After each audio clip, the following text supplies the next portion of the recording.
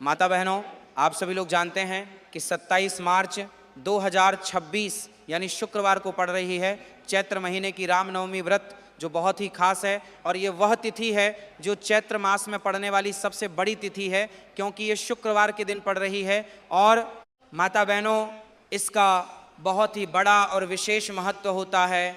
पूज्य पंडितों और गुरुओं ने कहा है कि अगर कभी भी मौका लग जाए और चैत्र महीने की रामनवमी शुक्रवार को पड़ जाए तो माता बहनों, आप लोगों को 2 लौंग का उपाय तो अवश्य ही करना चाहिए। इन दोनों का संयोग बहुत ही कम आता है। इसी के साथ में पंडितों और गुरुओं ने अपनी शिव पुराण कथा में बताया है कि इस दिन आपको 2 लौंग का उपाय तो आपको अवश्य ही करना चाहिए, क्योंकि माता बहनों, ऐसा दिन पूरे साल में सिर्फ एक ही बार आता है। और आप सभी लोग जानते हो कि शुक्रवार रामनवमी का अगर सबसे बड़ा कोई उपाय है तो वो 2 लौंग वाला उपाय है। तो इस शुक्रवार के दिन माता बहनों, आप लोगों को इस 2 लौंग वाले उपाय को जरूर करना है। बहुत सारे लोग होंगे जिन लोगों ने इस उपाय को ना किया हो, मतलब पूरा साल निकल गया, उन्होंने किसी भी दिन इस लौंग वाले उपाय को ना किया हो, पर आपके पास एक आखिरी मौका बचा हुआ है जो कि 27 मार्च के दिन है। तो माता बहनों, इस दिन आप लोगों को इस वाले उपाय को जरूर कर लेना है। भले ही आपने पूरे महीने भर इस उपाय को ना किया हो, पर अगर आपने इस चैत्र महीने की रामनवमी के दिन अगर इस वाले उपाय को कर लिया तो आपको इस उपाय को करने का वह फल मिलेगा जिसकी आपने कभी कल्पना भी नहीं करी होगी। इसीलिए माता बहनों, आप लोग इस वाले उपाय को एक बार जरूर कर लेना है, ताकि आप लोगों के हाथ से यह मौका ना जा सके और आपको इस उपाय को करने का फल मिल सके। यह उपाय पंडित जी ने अपनी अभी की ही श्री शिव महापुराण की कथा में बताया है, जिस उपाय को आज हम आपको बहुत अच्छे से समझाने वाले हैं। माता बहनों, इस वीडियो को देखने के बाद इस उपाय को समझने के लिए आपको कोई और वीडियो को देखने की ज़रूरत नहीं पड़ेगी। तो चलिए उपाय को शुरू करते हैं। देखिए, यह इस चैत्र महीने के शुक्रवार रामनवमी का दिन यह इतना खास होता है, इतना महत्वपूर्ण होता है। देखा गया है कभी कभी बड़े बड़े पूजा पाठ है, अनुष्ठान से जो मनोकामना पूर्ण नहीं होते।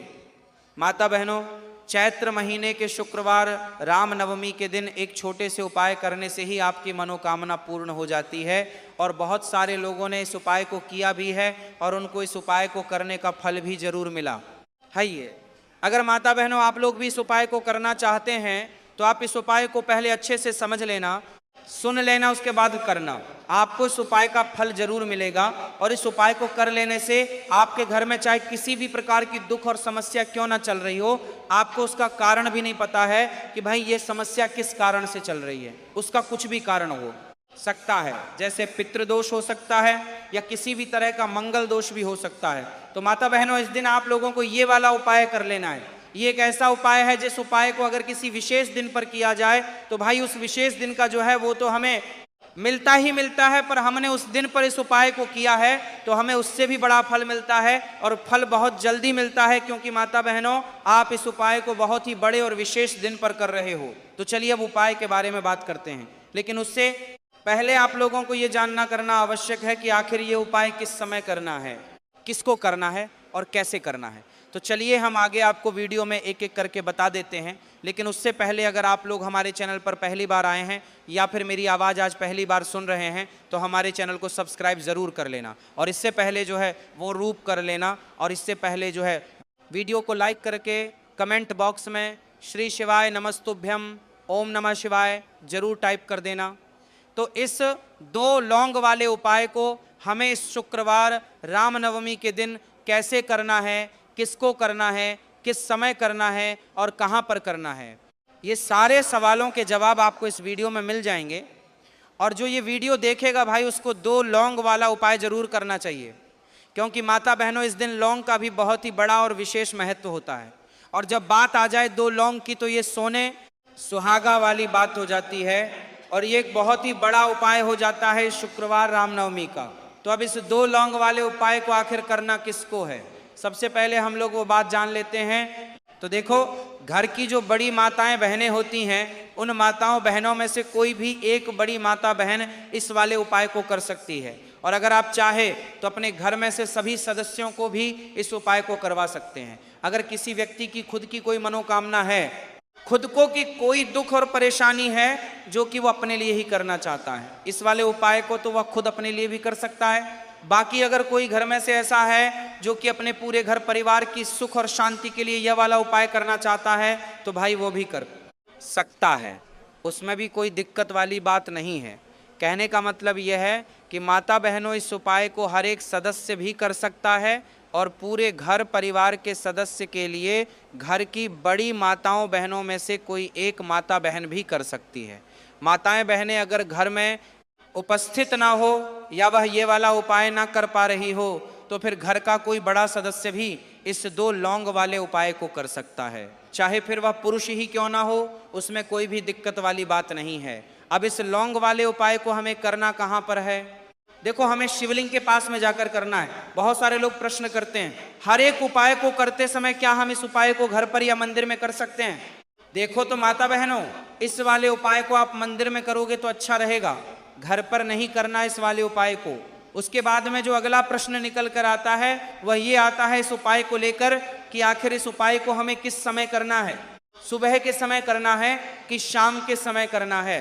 तो देखो माता बहनों, इस वाले उपाय को आप लोग सुबह के समय भी कर सकते हो और शाम के समय प्रदोष काल में भी कर सकते हो। अब अगर आप पूछो कि भाई साहब सबसे उत्तम समय कौन सा रहेगा इस 2 लौंग वाले उपाय को करने का, तो हम आपसे बस यही कहेंगे कि इस उपाय को आप शाम के समय करेंगे तो ज़्यादा बेहतर होगा। बाकी अगर सुबह के समय भी करेंगे तो भी अच्छा होगा, उसमें कोई भी दिक्कत वाली बात नहीं है।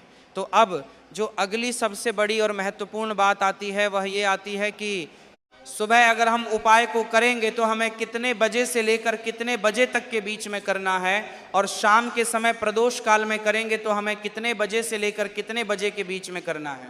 तो देखो माता बहनों, सुबह जितनी जल्दी हो सके आप उपाय को करने की कोशिश करना। बाकी अगर किसी कारणवश लेट भी हो जाओ, थोड़ी देर भी हो जाए, तो 10 या 11 बजे तक भी आप उपाय कर लेना, पर 12 बजे से ज़्यादा देरी ना हो, ठीक है? इस बात का ध्यान रखना। उसके बाद में अगर शाम के समय प्रदोष काल की बात करें, प्रदोष काल का जो समय है होता है वह शाम के 6:00 बजे से शुरू हो जाता है।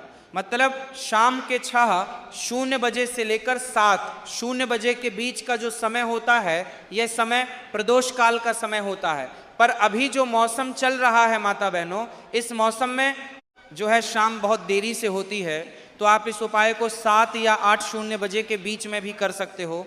मतलब शाम के 6:00 बजे से रात 8:00 बजे के बीच में आप कभी भी इस वाले उपाय को कर सकते हो, उसमें कोई भी दिक्कत वाली कर सकते हो।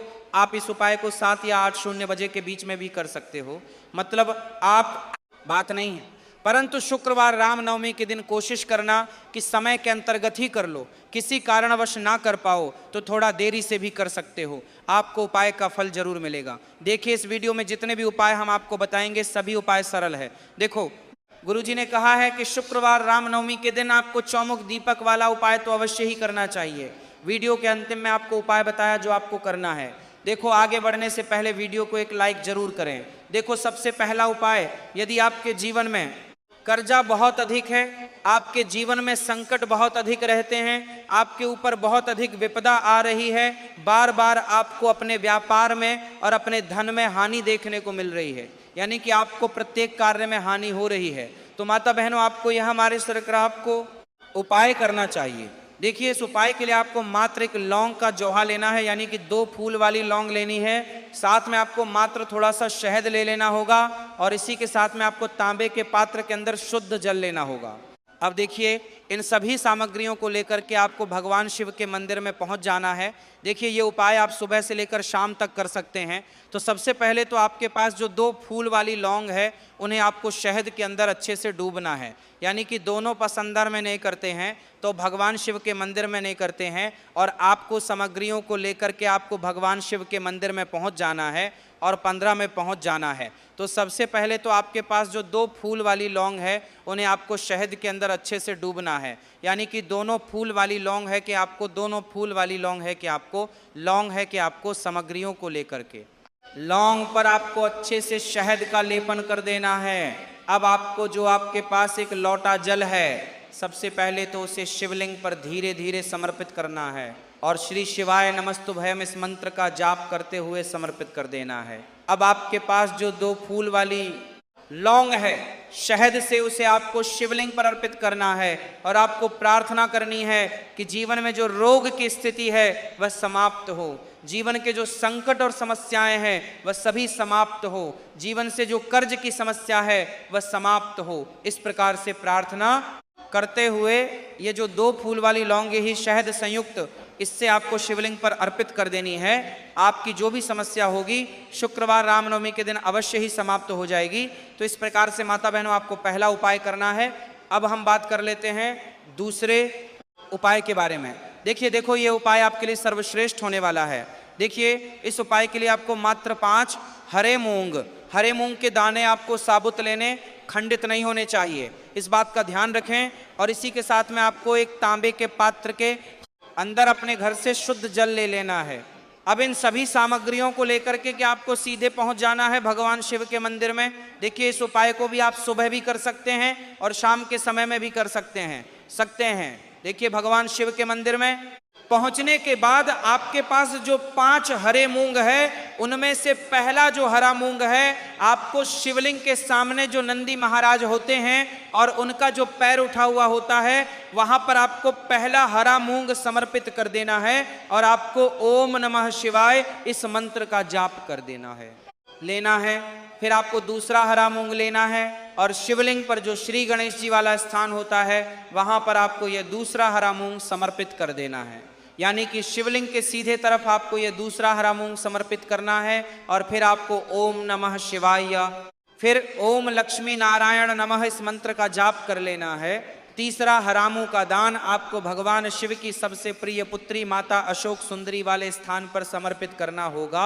शिवलिंग की जो जलाधारी होती है, जहाँ से जल बह के आता है, उसी जलाधारी के बीच में जो कहीं ना कहीं उठी वही लाइन होती है सांप की आकृति के रूप में, वहीं पर आपको तीसरा हरा मूंग समर्पित करना है और फिर आपको ओम नमः शिवाय इस मंत्र का जाप कर लेना है। अब चौथा जो हरा मूंग है उसे आपको भगवान कार्तिकेय जी का जो स्थान होता है शिवलिंग पर, वहां पर आपको ये चौथा हरा मूंग का दाना समर्पित कर देना है और आपको ओम नमः शिवाय इस मंत्र का जाप कर लेना है। अब आपके पास जो 5वां और अंतिम हरा मूंग बचा हुआ है उसे जल के पात्र के अंदर डाल देना है और इस हरे मूंग से युक्त जल से आपको भगवान शिव के शिवलिंग का अभिषेक कर देना है। जल आपको बिल्कुल धीरे धीरे समर्पित करते जाना है और लगातार आपको शिव महापुराण के मूल मंत्र श्री शिवाय नमस्तुभयम इस मंत्र का जाप करते रहना है। फिर आपको शिवलिंग के सामने बैठकर, यदि आप अपने बच्चों के लिए उपाय कर रहे हैं, यदि आप अपने बच्चों की बुद्धि, ज्ञान और विवेक के लिए उपाय कर रहे हैं तो उसके लिए आपको प्रार्थना कर लेनी है, या फिर व्यापार में वृद्धि करने के लिए उपाय कर रहे हैं तो उसकी कामना करते हुए आपको प्रार्थना कर लेनी है, या फिर अपनी नौकरी के लिए कर रहे हैं, या फिर अपने इंटरव्यू के लिए या फिर धन की प्राप्ति के लिए कर रहे हैं, जिस भी कामना के लिए आप उपाय कर रहे हैं उसे परिपूर्ण करने के लिए आपको महादेव से प्रार्थना कर लेनी है और फिर आपको वापस अपने घर आ जाना है। पूज्य गुरु जी ने कहा है कि जो भी व्यक्ति इस उपाय को करने कर दो, जो ग्रहा दोनों को करने कर दो लेता है, तो यकीन मानिए आपके जीवन की जो सारे संकट, कष्ट और बाधाएं हैं वह सभी समाप्त होंगे। अब हम बात करते हैं अगले उपाय की। इस उपाय के लिए आपको एक दीपक लेना है। दीपक आप मिट्टी का भी ले सकते हैं और शुद्ध आटा मकर उसका दीपक भी आप तैयार कर ले। तो उसके के सान मकर उसका दीपक भी आप तैयार सकते हैं। दीपक के अंदर गोल बाती का प्रयोग करना है और दीपक के अंदर आपको शुद्ध घी का प्रयोग करना है। इसी के साथ में आपको मात्र 1 फूल वाली लौंग लेनी होगी। अब 1 दीपक और 1 फूल वाली लौंग लेकर के सीधा आपको पहुंचना होगा बरगद के वृक्ष के, वहां पर गद के वृक्ष के वो भी काल लिया आपको 1 फूल वाली लौंग लेकर के वहां पर गद के वृक्ष के, वहां पर गद के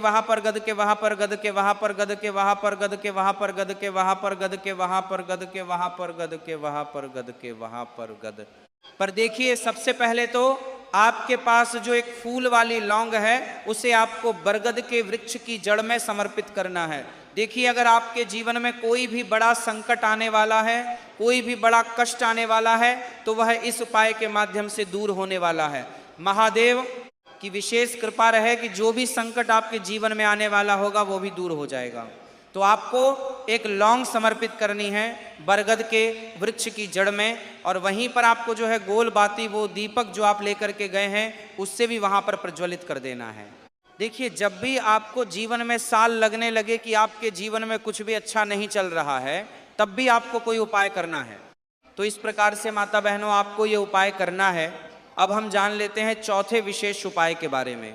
देखें, यदि आपके विवाह में, शादी में कोई भी समस्या आ रही है, यदि आपका जो कर्ज है वह दिन पर दिन बढ़ते ही जा रहा है, तो आपको यह चमत्कारी उपाय करना चाहिए।